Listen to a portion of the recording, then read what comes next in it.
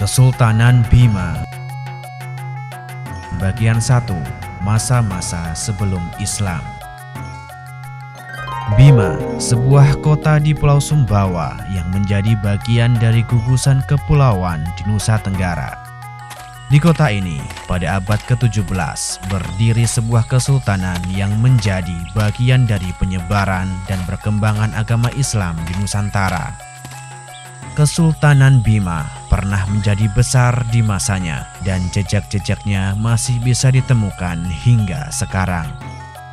Di puncak kejayaannya, Kesultanan Bima menguasai seluruh wilayah di Pulau Sumbawa. Sebelum menjadi kesultanan, Bima adalah sebuah kerajaan yang menganut ajaran Hindu. Pada kisaran abad ke-11 Masehi, Pulau Sumbawa terbagi menjadi 6 wilayah. 6 wilayah tersebut meliputi Sumbawa, Tambora, Dompu, Pekat, Sanggar, dan Bima. Pada masa tersebut, Bima dikenal dengan nama Bojo. Ketika itu, masyarakat di Pulau Sumbawa umumnya menganut kepercayaan animisme dan dinamisme. Salah satu naskah otentik yang bisa dijadikan rujukan untuk melacak sejarah kerajaan Bima adalah Kitab Negara Kertagama. Dalam kitab yang ditulis oleh Empu Prapanca dari Majapahit tersebut, disebutkan bahwa kerajaan Bima telah memiliki pelabuhan yang besar. Negara Kertagama yang ditulis pada abad ke-14 Masehi menyebutkan bahwa kerajaan Bima dipimpin oleh Raja Mitra Indra Tarati, Raja ke-7 Bima yang berkuasa pada kisaran tahun 1350 hingga 1370 Masehi.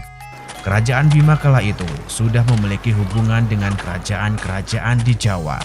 Kapal-kapal dari Bima sudah berlayar hingga pelabuhan-pelabuhan di Jawa. Begitu halnya sebaliknya. Bima sebagai kerajaan Hindu mulai berdiri pada permulaan abad ke-13 Masehi dengan raja pertamanya, Sang Bima. Dari nama raja pertama inilah nama Bojo kemudian berubah menjadi Bima. Sebelumnya, Tanah Bojo dipimpin oleh para encuhi atau penguasa yang memimpin dalam 5 bagian wilayah. Sang Bima berhasil mempersatukan para encuhi tersebut sehingga diangkat menjadi pemimpin tertinggi Bojo yang kemudian berubah menjadi Bima. Perkenalan Bima dengan Islam dimulai dari para pedagang serta mubalik Demak dan Gresik. Pada kisaran tahun 1513, Tome Pires, seorang Portugis yang datang ke Bima, mencatat bahwa Islam sudah ada di Bima dibawa oleh para pelaut dari Jawa. Masuknya Islam dari Jawa ini juga tercatat dalam kitab klasik Panambo Lombok. Dalam kitab klasik Panambo Lombok tercatat bahwa sudah ada komunitas Muslim di Sumbawa dan Bima yang disebarkan oleh Sunan Prapen dari kiri. Dari abad ke-15 hingga ke-16, Islam telah menyebar ke sebagian besar Nusantara. Sementara itu, nun jauh di sebelah lautan utara Bima, Goa telah berhasil menjadi kesultanan yang berpengaruh di bawah kepemimpinan Sultan Alauddin. Pemimpin Goa yang terdorong menyebarkan agama Islam di Nusantara kemudian mengutus khatib tunggal untuk berdakwah di Bima. Kedatangan khatib tunggal ke Bima disambut dengan baik. Pelan-pelan masyarakat Bima mulai mengalami konversi spiritual ke agama Islam.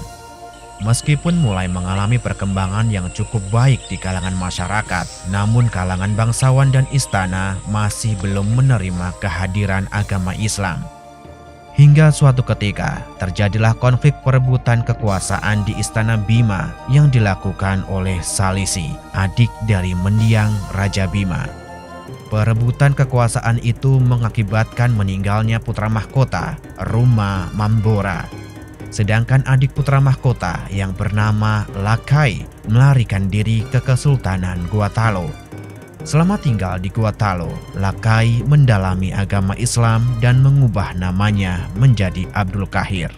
Selang beberapa tahun kemudian, Lakai yang sudah berganti nama Abdul Qahir memutuskan kembali ke Bima. Dengan bantuan pasukan dari Sultan Alauddin, Abdul Qahir akan merebut kembali tahta kerajaan Bima. Jika Anda suka video kami, jangan lupa untuk subscribe, like, dan memberi komentar. Nyalakan loncengnya agar mendapatkan notifikasi dari video terbaru kami. Terima kasih.